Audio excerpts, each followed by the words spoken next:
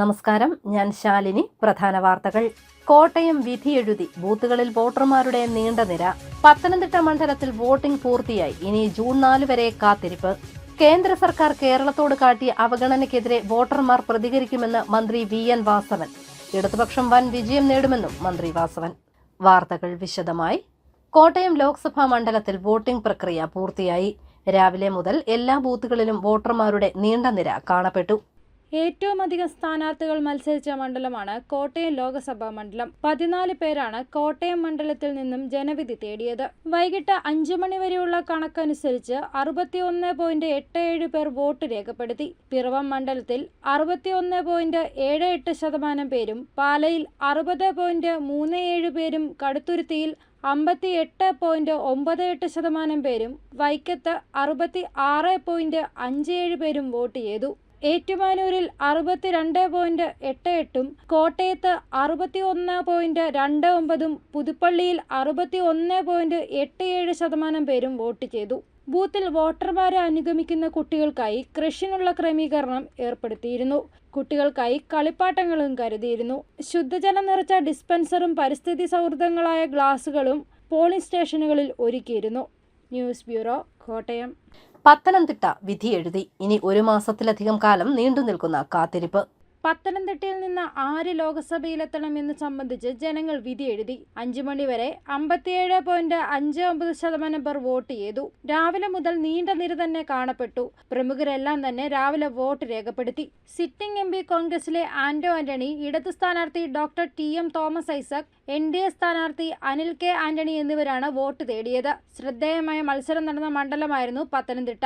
വോട്ടെടുപ്പ് ആരംഭിച്ചപ്പോൾ മന്ദഗതിയിൽ ആരംഭിച്ച വോട്ടെടുപ്പ് ഉച്ചയ്ക്ക് ശേഷമാണ് ദ്രുതഗതിയിലായത്. ഭൂരിഭാഗം ബൂത്തുകളിലും സ്ത്രീകളുടെ നീണ്ട നിര തന്നെ കാണപ്പെട്ടു. കോട്ടയം ജില്ലയിലെ നിയമസഭാ മണ്ഡലങ്ങളായ കാഞ്ഞിരപ്പള്ളി, പൂഞ്ഞാർ എന്നിവയും പത്തനംതിട്ട ജില്ലയിലെ നിയമസഭാ മണ്ഡലങ്ങളായ തിരുവല്ല, റാന്നി, ആറന്മുള, കോന്നി, അടൂർ നിയമസഭാ മണ്ഡലങ്ങളും ചേർന്നാണ് പത്തനംതിട്ട മണ്ഡലം. News bureau, Ponkunnam. ലോക്സഭാ തെരഞ്ഞെടുപ്പിൽ പ്രമുഖർ രാവിലെ തന്നെ വോട്ട് ചെയ്തു. കുടുംബസമേതം എത്തിയാണ് പലരും വോട്ട് ചെയ്തത്. സംസ്ഥാനത്ത് ലോക്സഭാ തെരഞ്ഞെടുപ്പ് പ്രക്രിയ ആരംഭിച്ച ആദ്യ മണിക്കൂറുകൾക്കുള്ളിൽ പ്രമുഖരെല്ലാം തന്നെ വോട്ട് രേഖപ്പെടുത്തി. കോട്ടയം, പത്തനംതിട്ട മണ്ഡലങ്ങളിലെ മന്ത്രിമാരും MLA-മാരും ഉൾപ്പെടെയുള്ളവരാണ് രാവിലെ തന്നെ സമ്മതിദാനാവകാശം വിനിയോഗിച്ചത്. സഹകരണ തുറമുഖം വകുപ്പ് മന്ത്രി VN വാസവൻ പാമ്പാടി MGM ഹൈസ്കൂളിലാണ് വോട്ട് രേഖപ്പെടുത്തിയത്. ബൂത്ത് നമ്പർ 102-ലായിരുന്നു സമ്മതിദാനാവകാശം. ഭാര്യ ഗീതയ്ക്കും മക്കളായ ഡോക്ടർ ഹിമ, ഗ്രീഷ്മ എന്നിവർക്കൊപ്പം എത്തിയാണ് മന്ത്രി വോട്ട് ചെയ്തത്. കോട്ടയം മണ്ഡലത്തിലെ മുന്നണി സ്ഥാനാർത്ഥികളും രാവിലെ തന്നെ വോട്ട് ചെയ്യാൻ എത്തിയിരുന്നു. സിറ്റിംഗ് MP-യായ തോമസ് ചാഴികാടൻ കോട്ടയം SH സ്കൂളിലെ 24-ാം നമ്പർ ബൂത്തിൽ രാവിലെ വോട്ട് ചെയ്തു. LDF-ന് അനുകൂലമായ സാഹചര്യമാണെന്നും താൻ വിജയിക്കുമെന്നാണ് പ്രതീക്ഷിക്കുന്നതെന്നും തോമസ് ചാഴികാടൻ പറഞ്ഞു. തീർച്ചയായും എനിക്ക് അനുകൂലമായ സാഹചര്യമാണ് എന്ന് ഞാൻ വിശ്വസിക്കുന്നു.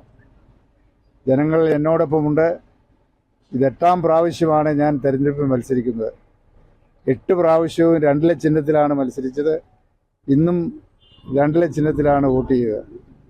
ആ നിലയിൽ ജനങ്ങൾ എന്നെ അംഗീകരിക്കുന്നു. UDF സ്ഥാനാർത്ഥി ഫ്രാൻസിസ് ജോർജിന് മൂവാറ്റുപുഴ ടൗൺ UPS-ലെ 46-ാം നമ്പർ ബൂത്തിലായിരുന്നു സമ്മതിദാനാവകാശം.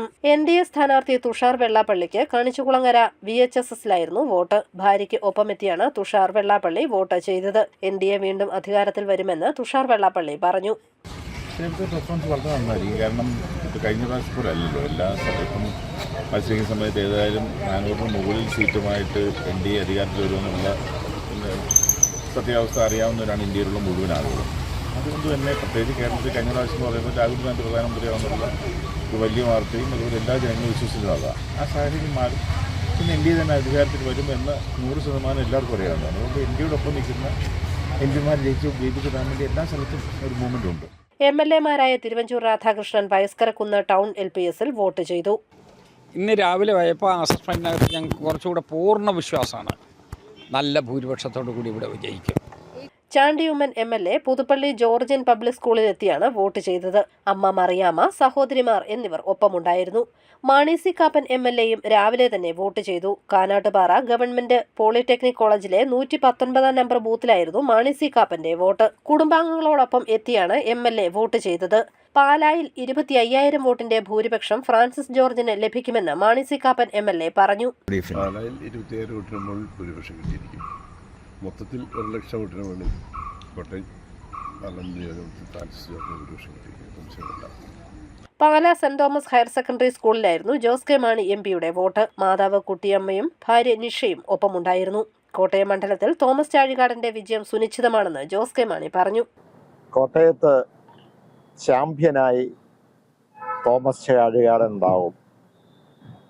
വലിയ ഒരു അഭിമാനകരമായ ഒരു മുന്നേറ്റം കോട്ടയം ലോക്സഭാ മണ്ഡലത്തിലും പൊതുവെ നമ്മുടെ മധ്യ തിരുവിതാംകൂറിലും അതുപോലെ തന്നെ കേരള സംസ്ഥാനത്തും ഇടതുപക്ഷ ജനാധിപത്യ മുന്നണിക്കുണ്ടാവും എന്ന് തന്നെയാണ് ഞങ്ങൾ കരുതുന്നത്. NSS general secretary G. Sukumaran Nair Vazhappally Saint Teresa സ്കൂളിലായിരുന്നു സമ്മതിദാനാവകാശം വിനിയോഗിച്ചത്.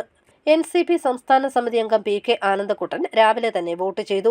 കുഴിമറ്റം ഗവൺമെന്റ് LP സ്കൂളിലാണ് PK ആനന്ദക്കുട്ടൻ വോട്ട് ചെയ്തത്. വിലക്കയറ്റം ഈ തെരഞ്ഞെടുപ്പിൽ ചർച്ച ചെയ്യപ്പെട്ടതായി PK ആനന്ദക്കുട്ടൻ പറഞ്ഞു.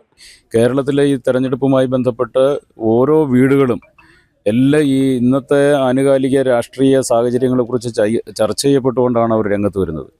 നമ്മുടെ ഒന്നാമത്തെ പ്രശ്നമെന്ന് പറയുന്നത് കഴിഞ്ഞ 10 വർഷക്കാലമായിട്ട് ഒരു ഗവൺമെൻറ് ഈ രാജ്യത്ത് ഭരിച്ചുകൊണ്ടിരിക്കുന്നത് വിലക്കയറ്റം കൊണ്ട് രാജ്യം പൊറുതിമുട്ടി നിൽക്കുന്നു. എല്ലാ സംസ്ഥാനങ്ങളിലും ഇതാണ് സ്ഥിതി. കേരളവും ആ സ്ഥിതിയിലേക്ക് മാറുന്നു. വിലക്കയറ്റം കൊണ്ട് പൊറുതിമുട്ടുന്നു. അതിന് യാതൊരുവിധ പരിഹാരവും ഉണ്ടാക്കാൻ കഴിഞ്ഞില്ല. അതോടൊപ്പം തന്നെ തൊഴിലില്ലായ്മ ഏതാണ്ട് 65% ആയിട്ട് വർദ്ധിച്ചിരിക്കുന്നു. തൊഴിലില്ലായ്മ ഒരു പ്രധാന ഘടകമാണ്. ഇന്നിപ്പോൾ കേരളത്തിലെല്ലാം ചർച്ച ചെയ്യപ്പെട്ടത് തൊഴിലില്ലായ്മയും അതോടൊപ്പം തന്നെ വിലക്കയറ്റമാണ്. വിലക്കയറ്റം എന്ന് പറഞ്ഞാൽ പുറത്തേക്ക് ഇറങ്ങി നമുക്കൊരു സാധനം മേടിക്കാൻ കഴിയില്ല. കേരള കോൺഗ്രസ് ഡെമോക്രാറ്റിക് ചെയർമാൻ സജി മഞ്ഞക്കളമ്പിൽ കുടുംബസമേതം കരൂർ ഗവൺമെന്റ് LP സ്കൂളിലാണ് വോട്ട് ചെയ്തത്. ഇത്തവണ കോട്ടയം പാർലമെന്റ് മണ്ഡലത്തിൽ അക്ഷരാർത്ഥത്തിൽ ശക്തമായ ത്രികോണ മത്സരം ഉണ്ടായിരിക്കുകയാണ്. തെരഞ്ഞെടുപ്പിലെ അവസാന ഘട്ട പ്രവർത്തനങ്ങൾ വിലയിരുത്തുമ്പോൾ NDA സ്ഥാനാർത്ഥിയായിരിക്കുന്ന തുഷാർ വെള്ളാപ്പള്ളി അദ്ദേഹം ഒരു 50,000-ൽ പരം വോട്ടിൻ്റെ ഭൂരിപക്ഷത്തിൽ വിജയിക്കാനുള്ള എല്ലാ സാധ്യതയുമുണ്ട്. അതിന് കാരണങ്ങൾ ഒന്ന്, നമുക്ക് റബ്ബർ വില വർദ്ധിപ്പിക്കുമെന്നുള്ള അദ്ദേഹത്തിൻ്റെ പ്രഖ്യാപനം ഇവിടുത്തെ കൃഷിക്കാർ അത് ഏറ്റെടുത്തിട്ടുണ്ട്. അതോടൊപ്പം തന്നെ ഞാൻ പറഞ്ഞല്ലോ, ഇവിടെ വന്യമൃഗ ആക്രമണത്തിൽ നിന്നും ജനങ്ങളെ മോചിപ്പിക്കുന്ന വിഷയമടക്കം ടൂറിസം വികസനം അടക്കമുള്ള വിഷയങ്ങൾ ഈ തെരഞ്ഞെടുപ്പിൽ ചർച്ചയായിട്ടുണ്ട്.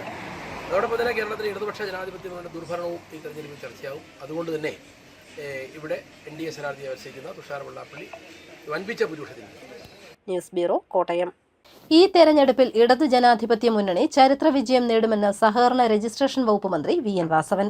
കേന്ദ്ര സർക്കാർ കേരളത്തോട് കാട്ടിയ അവഗണനയ്ക്കെതിരെ വോട്ടർമാർ പ്രതികരിക്കുമെന്നും മന്ത്രി VN വാസവൻ പറഞ്ഞു. ഇടതുപക്ഷ ജനാധിപത്യ മുന്നണി കേരളത്തിൽ ഈ തെരഞ്ഞെടുപ്പിൽ ചരിത്ര വിജയം നേടും.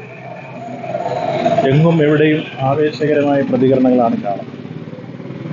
അത് തെരഞ്ഞെടുപ്പ് പ്രചരണ പ്രവർത്തനങ്ങളുടെ ഘട്ടത്തിൽ തന്നെ നമുക്കെല്ലാം ബോധ്യപ്പെടുന്ന രൂപത്തിൽ കണ്ട ആവേശം ഇപ്പോൾ പോളിംഗ് ഡേറ്റിലും കാണുകയാണ്. എല്ലാ പ്രദേശങ്ങളിലും കാലക്കൂട്ടി തന്നെ നമ്മുടെ വോട്ടർമാർ ബൂത്തുകളിലെത്തി വോട്ട് ചെയ്യുന്ന ആവേശകരമായ അനുഭവം എന്നും എവിടെയും കാണാം.